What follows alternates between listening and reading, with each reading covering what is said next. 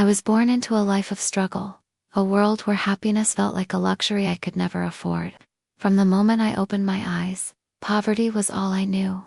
My mother, a woman of resilience and strength, worked tirelessly in a bar, serving drinks to men who barely noticed her exhaustion. She never spoke of dreams or a better life. For her, survival was the only thing that mattered. As the years passed, the burden on her shoulders grew heavier.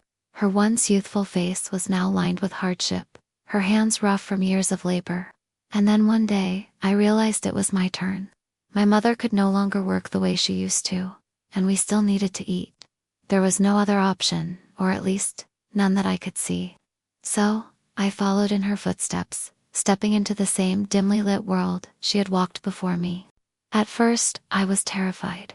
The smell of alcohol, the murmurs of men, the weight of their stares, I wanted to run, to escape. But hunger is a cruel master. I silenced my fears, told myself it would only be for a while. I convinced myself that I would find another way. But as the days turned to weeks, and the weeks into months, I became numb. The fear faded, replaced by an emptiness I could not name. I moved from one man to another, each encounter leaving a part of me behind, chipping away at the girl I once was. My heart, once filled with dreams, became hollow. I envied the women who walked down the streets, holding hands with men who loved them. I longed for that kind of love, the kind that didn't come with a price. But who would want someone like me? A woman who had given away her body just to survive. Yet, despite the darkness that surrounded me, a small flicker of hope remained. I wanted more. I wanted to escape. I wanted to live a life that wasn't dictated by desperation. I wanted to be seen for the woman I truly was, not just a body for rent. Was there a man out there who could love me? Someone who would see beyond my past. Someone who would pull me out of this abyss and show me what it meant to be truly cherished. One night, as I sat by the bar, lost in thought, a stranger walked in. He was different. His eyes held no hunger, no lust, only kindness. He didn't leer at me or call me over. Instead, he simply smiled. It had been so long since anyone had looked at me without expectation, without desire. It unsettled me. Why was he here? What did he want from me? He introduced himself as Daniel. He spoke to me as though I were just another person, not someone to be used and discarded. We talked about life, about dreams, things I had long forgotten. He told me about his work, his family, his aspirations. And for the first time in years, I found myself laughing, feeling human again. But reality is cruel. I knew better than to believe in fairy tales. When he asked for my number, I hesitated. Why would a man like him want anything to do with a woman like me? But something inside me whispered, take the chance. So, I did. Days turned into weeks, and I found myself looking forward to his calls.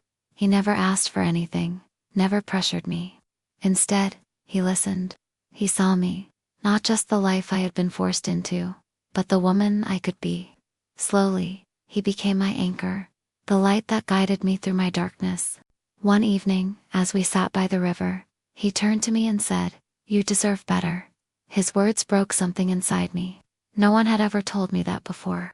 I had always believed that this was my fate, that I had no choice. But Daniel made me question that.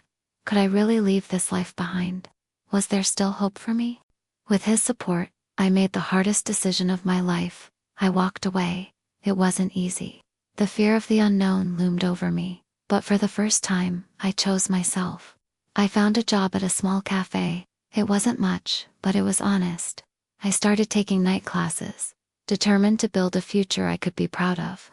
There were days when I doubted myself, when the shadows of my past threatened to pull me back. But Daniel never let go of my hand. He showed me that love wasn't just about passion, it was about patience, kindness, and acceptance. Years later, as I stood in my own little bookstore, a dream I had once buried in my heart, I looked at the man beside me. The man who had seen me at my lowest and loved me anyway. I realized then that Mr. Right wasn't just someone who saved me. He was someone who believed in me until I learned to believe in myself. Life had given me a second chance, and I took it. And for the first time in forever, I was free.